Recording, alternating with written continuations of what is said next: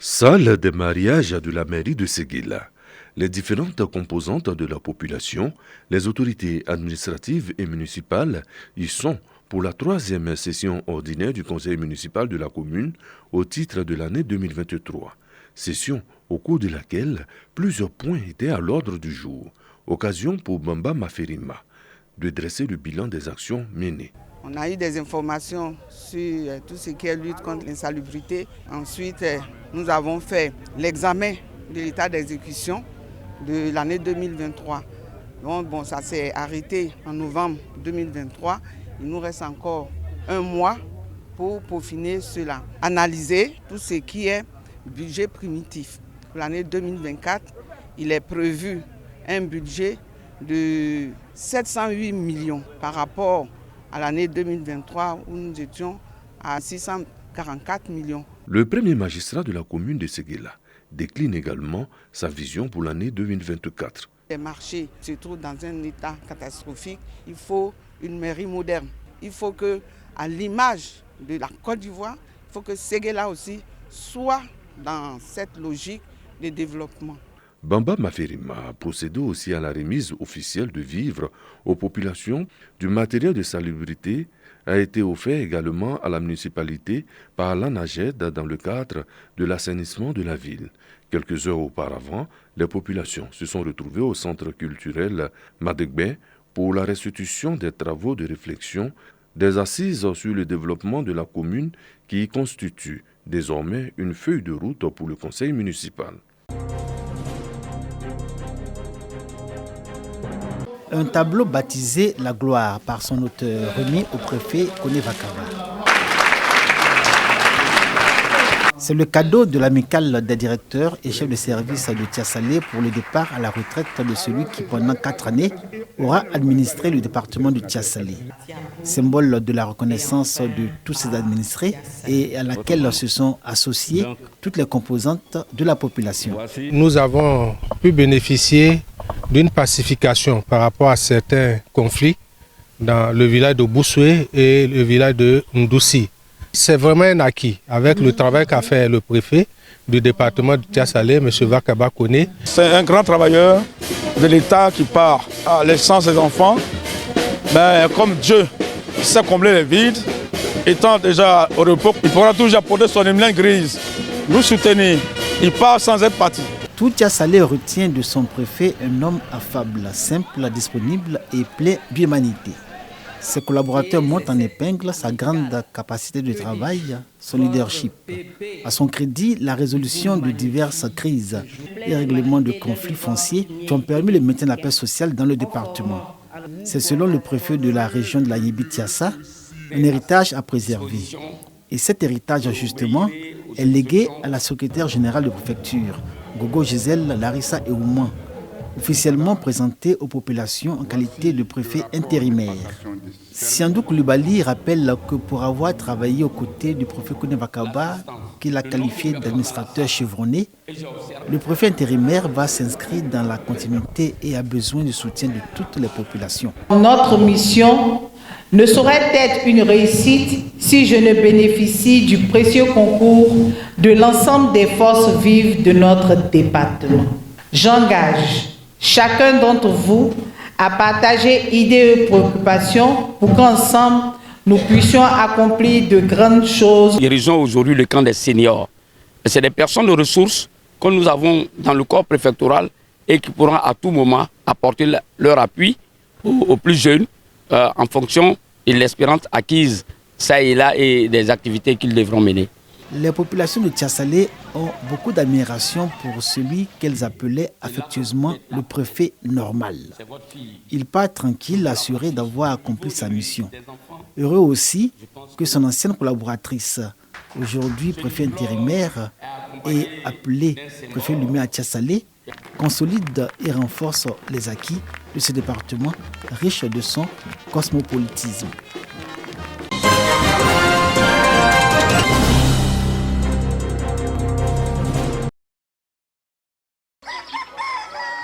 À une dizaine de kilomètres d'Adiaké, dans la région du Sud Komoué, un village nommé Bondoukou. De toutes les localités qui composent cette région où l'EVA et le palmier à huile sont rois en termes d'intérêt des populations, Eolekro frappe par son attachement à la culture de la noix de coco. Ce quartier très dynamique de Bondoukou regorge de nombreux planteurs, au nombre desquels des jeunes qui ont pris la relève de leurs parents. Aujourd'hui, producteurs de noix de coco, ils ne tirent pas grand bénéfice de leur labeur. Depuis que la palme industrie est tombée et que ça a été privatisé, les parents ne savent plus où vendre leur coco. Et aujourd'hui, c'est des acheteurs avérés qui quittent de gauche et à droite, soit au Mali, soit au Burkina et même au Ghana voisin pour venir acheter les cocos avec nous. Le prix, il le fixe sur la tête du planteur. L'intérêt pour la culture de la noix de coco dans le village de Bondoukou remonte aux années 60. La population était convaincue par la palme-industrie qui exploitait dans la région de vastes plantations de palmiers à huile de s'adonner à la culture de la noix de coco avec promesse d'acheter la production à un prix rémunérateur. Tout allait bien jusqu'en 1996, année de la privatisation de cette société d'État. Et depuis ce temps, à ce jour, les producteurs de coco, selon leur propre expression, broient du noir. Et leurs plantations, mal entretenues, sont isolées au milieu des plants de palmiers d'EVA qui laissent découvrir toute leur majesté, bénéficiant de l'attention des industriels de ce secteur. Et comme il fallait s'y attendre, de nombreux propriétaires de cocoteraies ont abandonné leurs exploitations au profit du binôme EVA palmier à huile. À leur honneur toutefois, les plantations de coco ne sont pas détruites car ils en tirent malgré tout des subsides. Avant, on vendait le coco, mais le coco ne marche pas trop. J'ai commencé à planter graines. Je fais 4 hectares d'abord. Oui, là ça va, ça marche à cause de j'ai planté graines.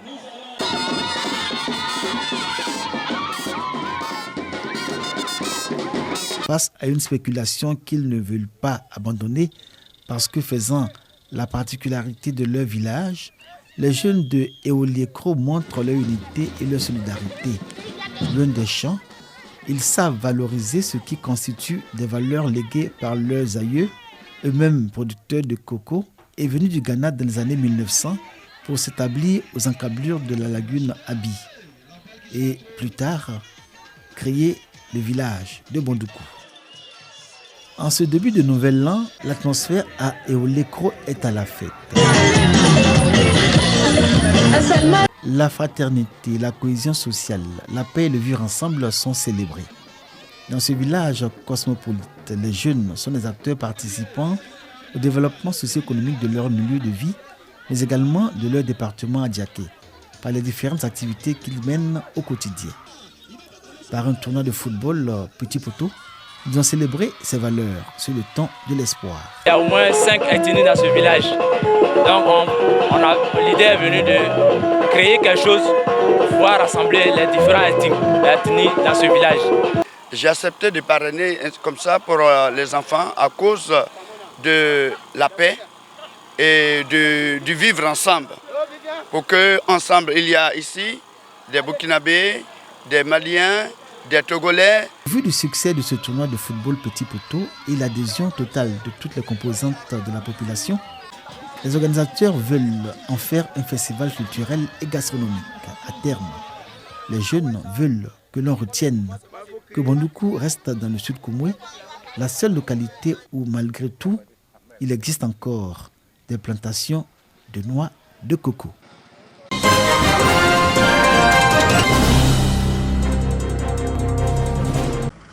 Le développement est une préoccupation pour les populations des sous-préfectures de Tédio, Banakani, Tomora et de Taoudi, département de Tanda. C'est dans le village de Sekrebango qu'elles se sont donné rendez-vous. Objectif, plaider devant les autorités régionales pour l'ouverture de voies couvrant près de 40 villages de leur localité. C'est donc le moment de profiter de cette généreuse politique d'infrastructure routière du président de la République Alassane Ouattara pour solliciter au Conseil du Gontougo afin de mettre fin au calvaire de plus de 10 000 habitants en cette année 2024. L'ouverture de cette voie profiteraient surtout Tedjo, Sekrebango, Djanfikro, Banakani Tomora, Sadiaï, Lernari, Taoudi, Kiramise et bien d'autres localités. À l'écoute de leurs cris de cœur, le sous-préfet de Tedjo a d'abord salué les populations pour cette démarche et promis transmettre fidèlement les informations aux autorités compétentes. J'ai bien pris note de votre doléance, elle est légitime. Vous demandez la route et comme on le dit, la route précède le développement. Donc votre doléance épouse les aspirations du chef de l'État qui souhaite que toutes les régions de la Côte d'Ivoire soient reliées par la route. C'est pourquoi il ne ménage ni efforts ni moyens pour créer des infrastructures routières de qualité. Que toutes nos sous-préfectures, les populations soient unies parce que c'est l'union qui fait la force. Les populations saisissent cette occasion pour rendre hommage au chef de l'État Alassane Ouattara pour avoir accepté de miser sur la politique d'infrastructures routières dans la région.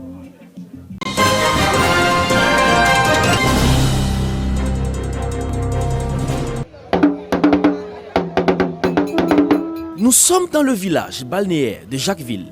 Les filles et fils de cette localité célèbrent la nouvelle année traditionnelle, le Dédou Nyama.